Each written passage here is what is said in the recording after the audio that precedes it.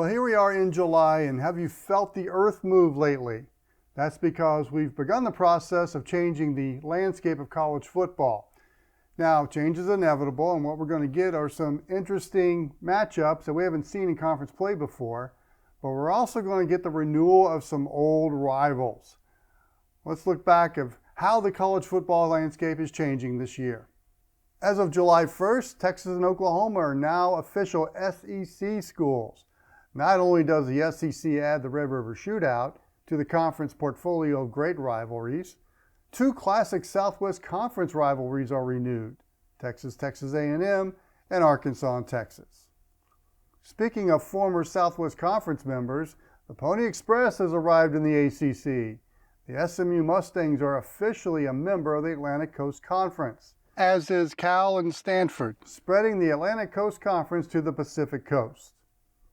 The Big 12 grows to 16 in August, and the Big 12 is adding some impressive college football rivalries to its schedule.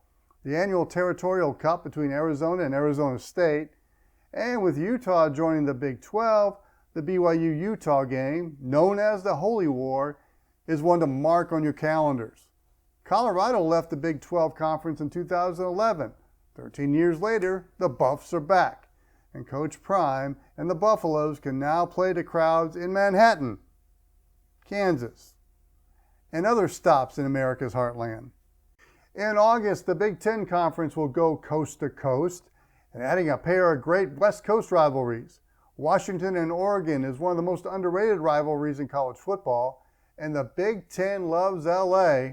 Southern California brings its storied football program to the league, and with UCLA coming aboard, that great rivalry will have fresh eyes. And I bet you can't wait to see Big 10 Blue Bloods like Ohio State and Michigan take on West Coast legacy programs on campus sites instead of the Rose Bowl. Now to add his thoughts to the changing landscape of college football, here's John Nelson. All right, Wilkie, you asked for it, so let's break it down from my perspective. I don't know how much agreement or disagreement we're going to have, but I'll look at how things are, and knowing that the clock is already ticking on the next round of realignment, we'll say that, yes, for this particular cycle, this is how it's all laid out. And we'll take it conference by conference as we go. The ACC is now at 17. You add Cal, SMU, and Stanford. So you're looking at a clogged element that might help you out in basketball season, but you're looking at probably, 9 and 8. BC, Cal, Clemson, Duke, Florida State, Tech, Louisville, Miami, North Carolina, NC State, Pitt, SMU, Stanford, Syracuse, Virginia, Virginia Tech, and Wake. And using the middle of the country, using SMU as like the spoke in the wheel for road trips and commonality, so you're not having to travel from one end of the planet to the other. It's convoluted, and I want to see how this works, especially in non-revenue sports. I know we're talking about college football, but I want to see how this works and what the start times are for games. You're adding Cal and Stanford. Okay, so you get that rivalry and SMU as a hub. I don't see how much of the needle gets moved when it comes to the ACC. The Big Ten's now at 18. You added a lot of the big freight from what is left of the pack. And so you're now at 18, well, I guess 9 and 9, 8 conference, and maybe some commonality with an opponent or however they want to work the scheduling.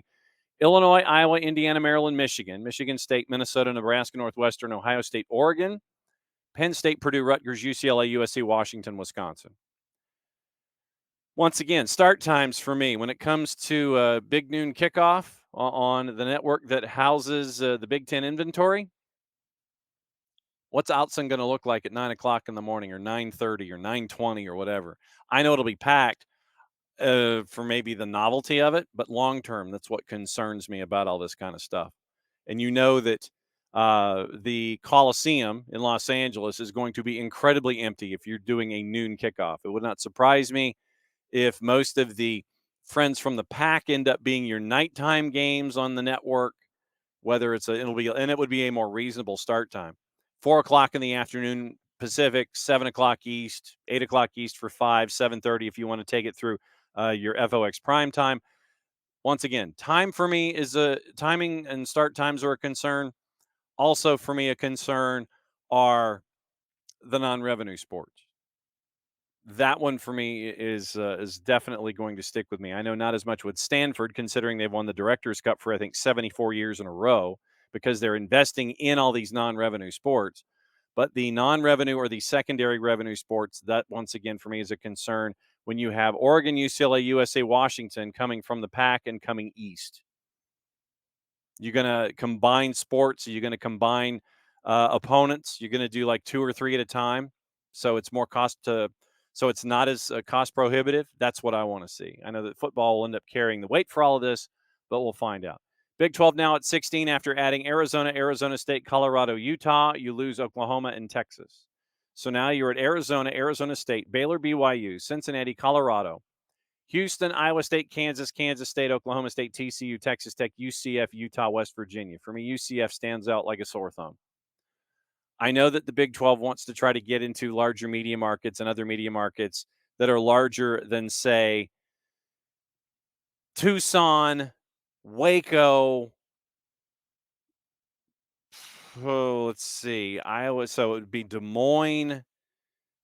Then you're looking at Kansas, Kansas State. So it would be Kansas City, Topeka, and then Lubbock and Charleston, West Virginia. I get getting UCF into this, but UCF for me is the concern when it comes to financials because they're in Orlando. And yes, Orlando is a hub for travel, but now that they're the one that's going to have to go from the southeast into the middle. West Virginia is going to have to go from Charleston in the northeast into the middle. So those are the schools that I'm looking at. Obviously, Arizona, Arizona State, Colorado, Utah, they come in from the Pac. It's not as bad for them, but they're coming into a more centralized environment, and you can schedule things in groups. UCF for me is a concern. West Virginia for me is a concern from a financial standpoint.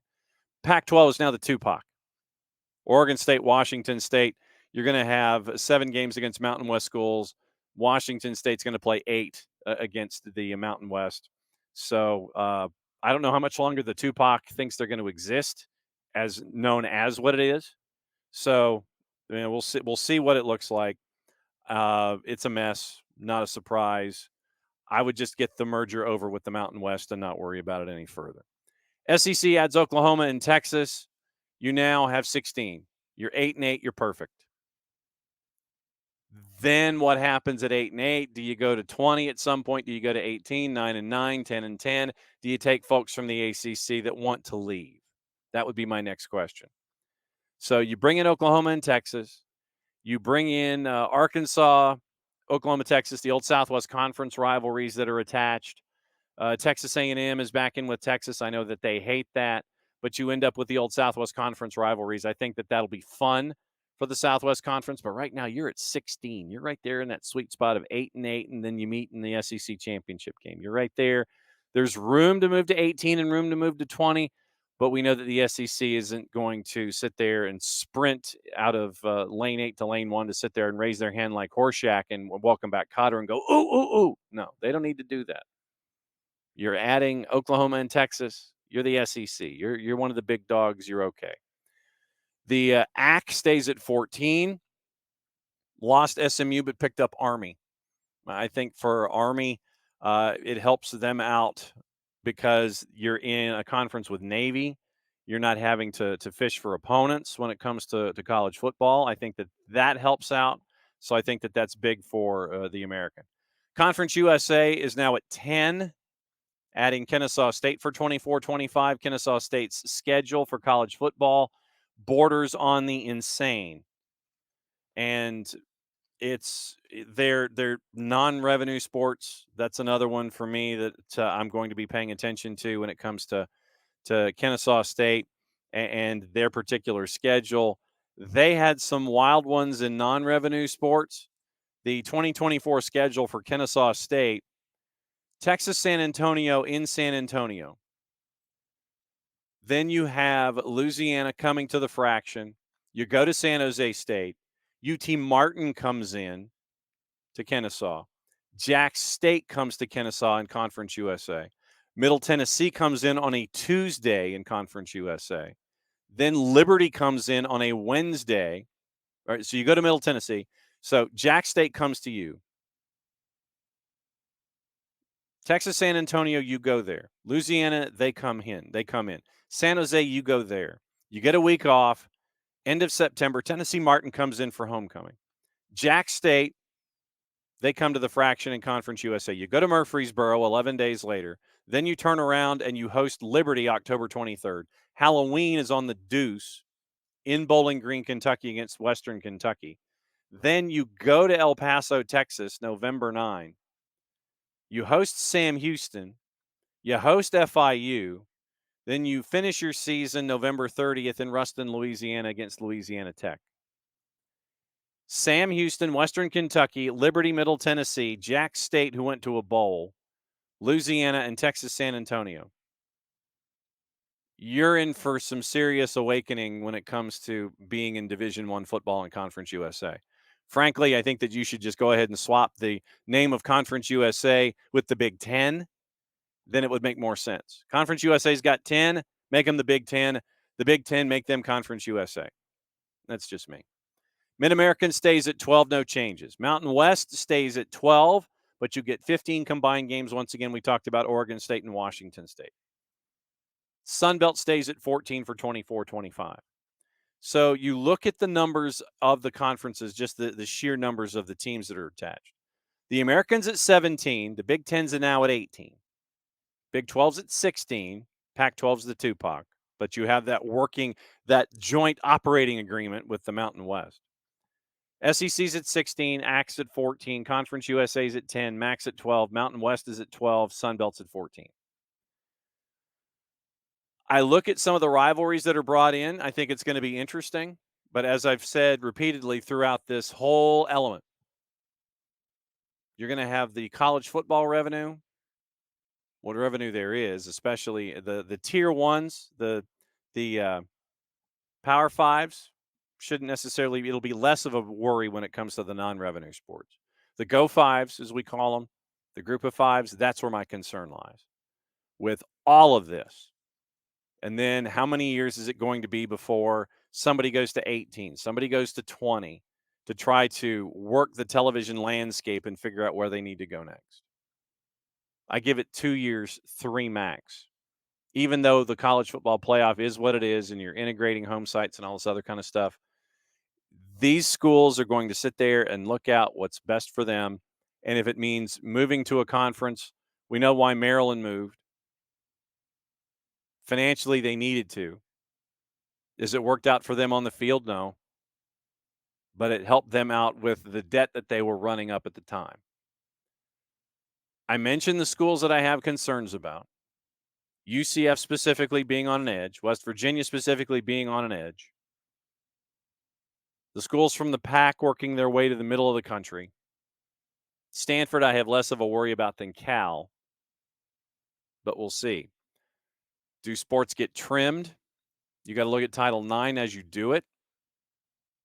Budgets for me in non-revenue sports is going to be my paramount impact point in all of this, especially with the way that things are with expansion and college football conferences, Go Fives and Power Five being the way that they are. That's my early look at how things might be shaping up. Do I make any sense? I don't know. Let us know in the comments. Reach out to us on social media at OSG Sports across the board. Reminder, now that we're doing this kind of stuff, we're going to be coming back with some really great programming. So keep an eye, set your notifications on your social media platforms to keep an eye out on us at OSG Sports, at OSG Nelson, at OSG Phil, all of us in the OSG Sports family. We're going to have some really cool upcoming content. We're going to be focusing on college football here at OSG Sports. It's going to be great. Thanks for hanging out with us for the opening rants of the year when it comes to conference realignment. Play it safe. Wilkie, I'm going to toss it back to you, and we'll see how much more trouble we can get into for the rest of this. Great stuff, John. Thanks. Now, I mentioned some of the great college football rivalries that are being enhanced, some even being created, and some renewed in this new college football landscape. Well, a very popular podcast OSG Sports did several years ago on college football rivalries is looking to make a return. And we'll make an announcement on that soon. In the meantime, check out the review and other OSG Sports content. We'll see you then.